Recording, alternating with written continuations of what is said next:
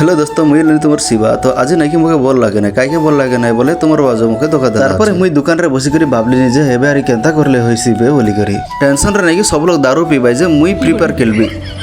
free fire रे मोर सांग मान को डाकली अरे मस्त कस्टम खेललु मिसिकरी तारपर कस्टम खेलला बेले मुझे भूख लगला तो दौड़ा बिस्कुट खाइली अरे तुम मिसा आसा मालकानगिरी बिस्कुट खाइबा लगी खाए रे सते ऐसा केंती घरे 5 टका किनी कर खाई दि आसबे तारपर मुई गली 5 टका मिल्स रे जंती पहुंचली नहीं कि भाई भात आका सरी गला समस्त टीआई कर देखला नहीं बात केड़े बेला आईसी बोली करी सब लोग से बड़ा आका देखला नहीं काई बोले घंटे ही गला कि नहीं सब लोग के भूख लगतो रहीसी इति नहीं कि भाई भल कला काई बोले सब लोग तो 60 टका देकर खाई ना परत कि नहीं 5 टका देकर खाई पारबा बोली करी मस्त गवर्नमेंट गोटे सुयोग कला अच्छे 5 टका देकर खाई पार सब लोग टीआई कर देखला नहीं ये बहना गोटे मौका का देखते रहा खाई के मौका ना जाना